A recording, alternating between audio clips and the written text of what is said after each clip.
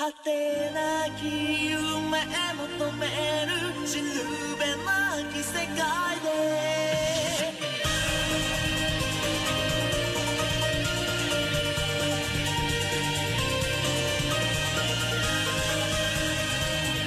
重なる想い心突き刺すこと静かに続くためらいもない歌遠く空の彼方から混ざり合った僕らの影必然と気まぐれの中記された記憶すれ違った時の渦朽ち果てても君の声を信じて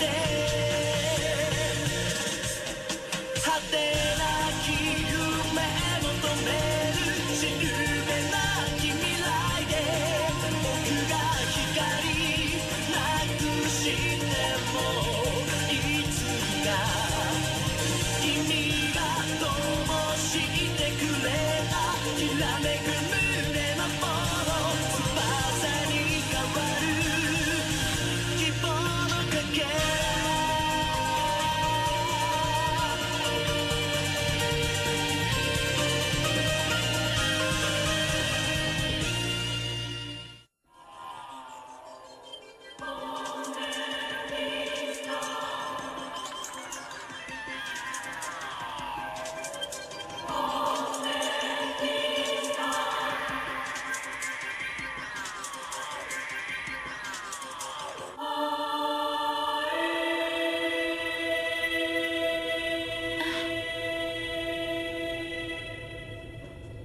公主係咪覺得好凍啊？唔係啊，我唔凍。今次呢個世界睇嚟比較凍啊，不過比起我原本嘅世界，呢度算溫暖嘅啦。激死就多人唔關我事咯。你唔使抵賴，肯定係你啊！你哋喺度嘈咩啊？阿鋼佢食咗蒙哥拿嘅點心啊，係柚子送俾我嘅奶油夾心蛋糕，人哋本來不知幾開心㗎，點知？我都話我冇食到你個點心啦。呀！阿鋼老羞成怒，好得人驚啊！夢幻傳說。好耐好耐以前，喺北方城鎮外一個城堡度住咗一位公主。呢位公主有一把好靚嘅金色頭髮。就喺某一日，有一隻雀仔突然間飛到去公主身邊，仲將一條會發光嘅羽毛交咗俾公主，然之後就話：我而家會賜你不可思議嘅力量。公主收咗呢條羽毛，冇幾耐，呢個國家嘅國王同皇后就突然間過世，公主就成為呢座城堡嘅主人。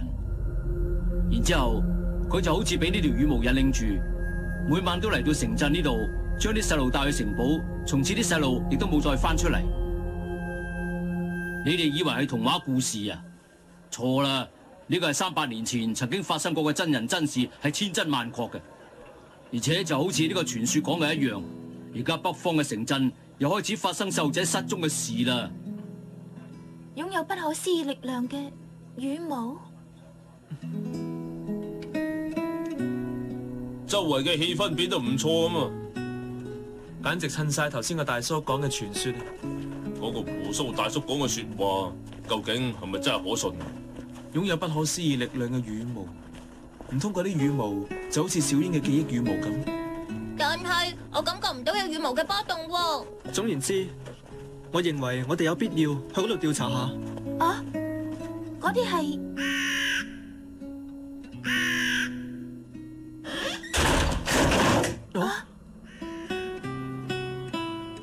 照咁睇嚟，呢個城鎮啲人唔係幾歡迎我哋幾個咁噃。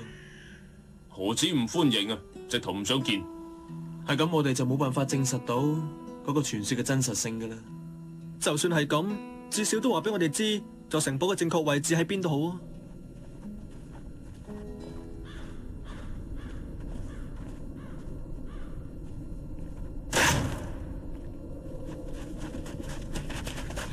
小狼啊！你哋幾個究竟係咩人啊？我哋幾個，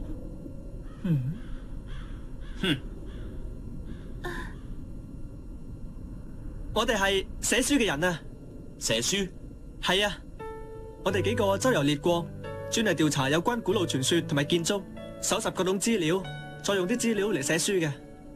咩話？就憑你哋幾個？唔係，係呢個人。係啊，講得冇錯啊。其實佢係我嘅助手嚟，呢個女仔就係我嘅妹妹。至於呢個黑古勒掘嘅就係附送嘅，係無關重要嘅人。喂，咩叫附送啊？哎呀！大家停手。醫生，呢班女下根本唔知我哋嗰陣嘅事，你哋咁樣做實在係太失禮。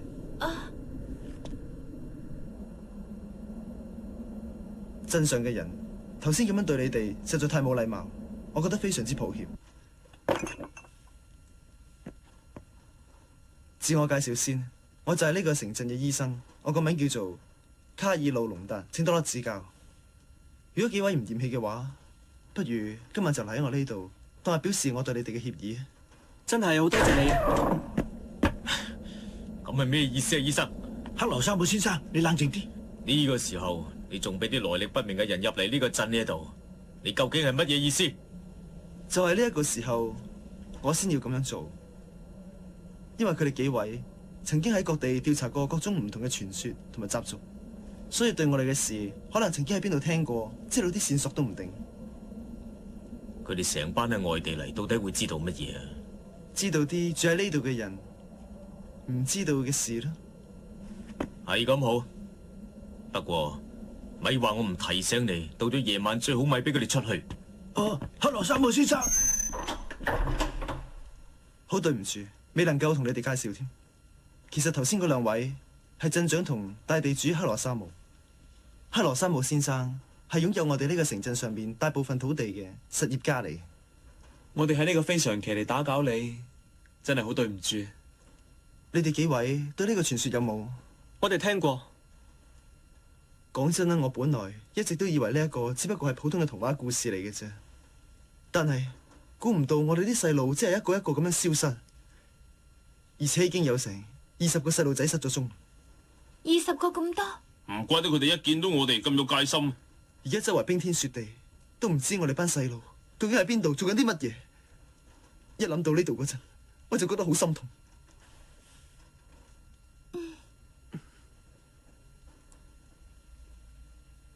你個白饅頭啊，頭先咁大力咬我！住宿嘅問題而家總算解決咗啦。係。講翻起上嚟，小狼你頭先嘅反應真係唔錯噃，一下就諗到我哋係寫書、周遊列國揾資料呢個藉口。以前我同爸爸一齊去旅行嗰陣，經常都會遇到類似頭先咁嘅事嘅。照而家嘅情形睇，今次呢件事的確相當嚴重。就同傳說講嘅一樣，真係同住喺嗰座城堡擁有一頭金髮嘅公主有關。公主，公主，公主你冇事啊嘛？